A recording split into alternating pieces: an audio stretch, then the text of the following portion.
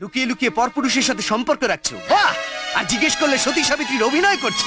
অমর, আজ পর্যন্ত চৌধুরী পরিবারের দিকে আঙুল দেখাতে কেউ সাহস করেনি, কিন্তু তুমি আজকে এই পরিবারের মান ইজ্জত ধুলোয় মিশিয়ে দিয়েছো। না অমর না, আমাকে বিশ্বাস করো। তুমি এত নিচে নেমে গেলে, একটু আমাদের কথা ভাবলে না? আমার মেয়ে হলে গলা টিপে মেরে দিতাম।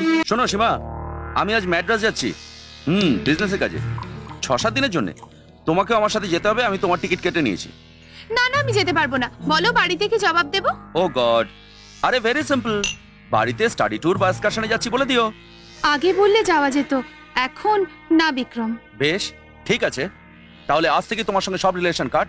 কথাটা বোঝার চেষ্টা করো। তুমি যতবার বলেছো আমি গেছি, কিন্তু এবার please. No, you have to come darling, না হলে আমি জানবো ইউ ডোন্ট লাভ মি। হলো বাবা হলো, আমি যাব। আমি তোমার সাথে মাদ্রাজ যাচ্ছি। আমি রাখছি। বৌদি জানতে পারলে সব গন্ডগোল হয়ে যাবে, কারণ বাড়িতে সেই এখন আমার গার্জেন। রাখছি, বাই।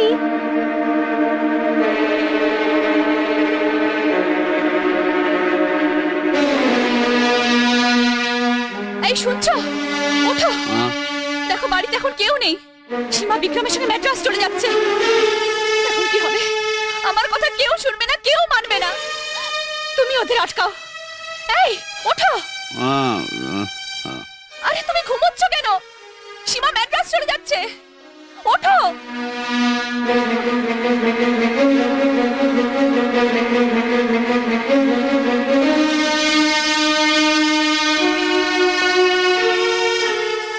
সীমা, তুমি কোথায় যাচ্ছ? কলেজ ট্যুরে। তুমি মিথ্যে বলছো। তা দিয়ে তোমার কি দরকার? আমি সব জানি। তুমি বিক্রমের সঙ্গে ম্যাড্রাস যাচ্ছ, আমি তোমাকে যেতে দেব না। তাই নাকি? তুমি বাধা দেবার কে? আমি তোমার বৌদি, বাবা মার অবর্তমানে আমি তোমার গার্জেন। এই বাড়ির মান সম্মান আমি ধুলে মিশতে দেব না। বিক্রমের মতো একটা চরিত্রহীন লোকের সঙ্গে আমি তোমায় কখনোই যেতে দেব না। আমি যাব না সীমা, তুমি যেতে পারবে না। পথ ছাড়ো। না না, তুমি যাবে না। না সীমা, তুমি যাবে না। ছেড়ে দাও ওকে। সীমা যাবে, আলবাত যাবে, আর আমি দেখবো ওকে কে আটকায়। এসো সীমা। না, ও যাবে না। ও যাবে। না যাবে না সীমা, তুমি এসো যাবে সীমা। না। সীমা চলে এসো। বৌমা, কি হয়েছে বৌমা? না কিছু নয়। সীমা তুমি যেও না। হ্যাঁ, চলো সীমা। এই যা এখান থেকে, যা বলছি। এই হাট, যা।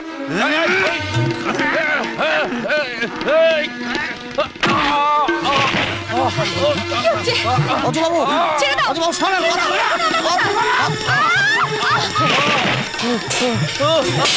ওকে, কি হচ্ছে? ছেড়ে দাও, ওকে ছেড়ে দাও। কথা শোনো, ওকে ছেড়ে দাও। অজবাবু শোনেন, ওরা ছেড়ে দেন, ওরা ছেড়ে দেন। অজবাবু শোনেন, কথা শোনেন। অজবাবু ছেড়ে দাও। কথা শোনেন, সর্বনাশের কাণ্ড হয়ে যাবে। অজবাবু ছেড়ে দেন। ধরো ওকে। দাদা ছাড়ো, দাদা ছাড়ো, ছাড়ো, ছাড়ো। রামু কাকা, উপরে নিয়ে যাও, উপরে নিয়ে যাও, যাও। চলো, চলো, চলো, চলো, চলো, উপরে চলো। মারো করছো তোমাকে। চলো, চলো, যাও, যাও। চলো, উপরে চলো, উপরে চলো। তুমি কে? আমি বিক্রম, বিক্রম চক্রবর্তী। বাবা, ইনি হচ্ছেন আমার বন্ধু। হ্যাঁ, অমরের বন্ধু? হ্যাঁ। অমরের অনুপস্থিতি তুমি এই বাড়িতে এসছো কেন? আর অজয় তোমাকে মানে মানে মানে মানে শুনতে চাই না। মানে কেন মানে এসছো? মানে গীতা আমাকে ডেকেছিল। না বাবা না, ও মিথ্যে কথা বলছে। ও মিথ্যে কথা বলছে বাবা। দেখো, মিথ্যে বলবে না। সত্যি কথা বার করতে আমার বেশি সময় লাগবে না, কারণ তোমার কথার উপর এবারে মান সম্মান সব জড়িয়ে আছে। দেখুন আমি বলছি, বিক্রম, সত্যি কথা বলো।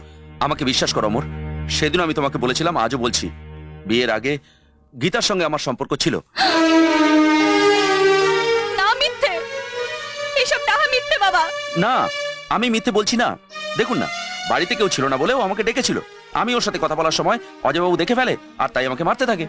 না বাবা, এ ওর মন করা কথা। আমার ওর সঙ্গে আদৌ কোনো সম্পর্ক ছিল না, আজও নেই। আমায় বিশ্বাস করুন বাবা, ও মিথ্যে বলছে। ও যদি মিথ্যে কথা বলে তাহলে সত্যিটা কি? সেই কথা জিজ্ঞেস করো অমর, সেই কথা জিজ্ঞেস করো। তা না হলে আমার দরকার কি ছিল এখানে আসবার? আর তাছাড়া আমি কি করে জানবো আপনারা কেউ বাড়িতে নেই? বিক্রম, তুমি আসতে পারো। আমি তাহলে আসি আঙ্কেল। আপনাদের পরিবারের ব্যাপারে আপনারাই বুঝবেন, আমার এর মধ্যে থাকার কি দরকার? Bye Amar, bye. না, ও মিথ্যে বলছে, ও মিথ্যে বলছে।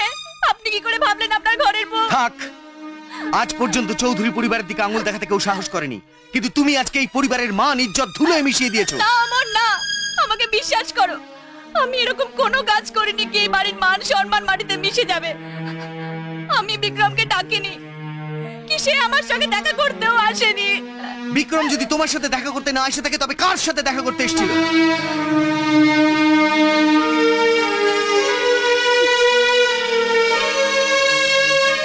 কি বৌমা বলো, চুপ করে আছো কেন?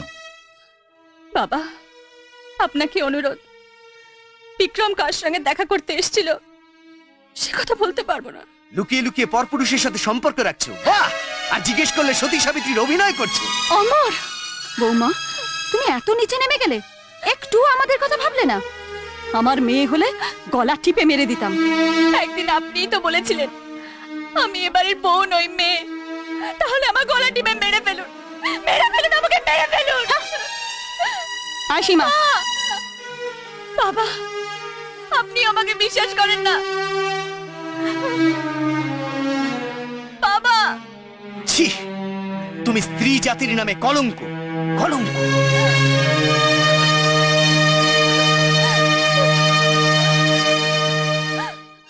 না বৌমা, আমি যাচ্ছি, সব সত্যি কথা বলে দেবো। না রামু কাকা, তুমি আমাকে কথা দিয়েছিলে না? তাই বলে বৌমা, এই বাড়ির মান সম্মানের জন্য আমি সব অপমান সহ্য করতে রাজি। বৌমা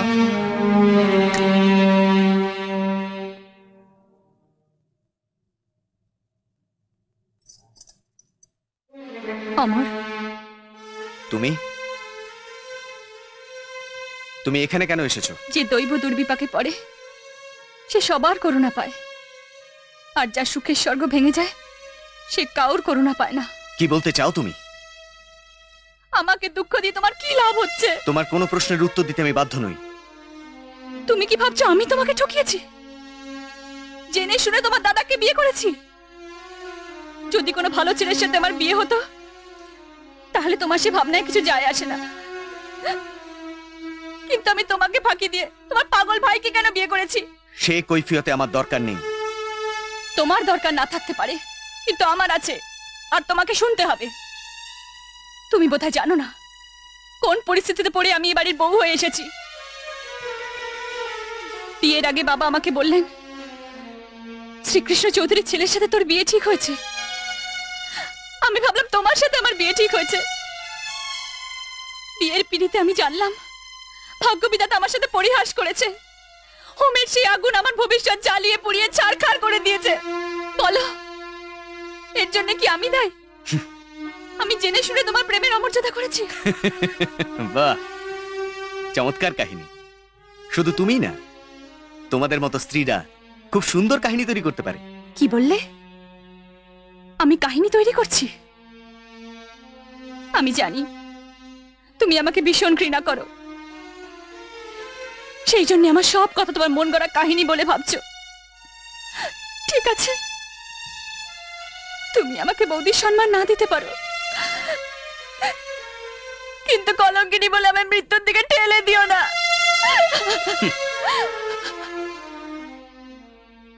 এমন আরো অনেক ভিডিও দেখতে এই চ্যানেলটি সাবস্ক্রাইব করে নিন এবং পাশের বেল আইকনটি প্রেস করে দিন।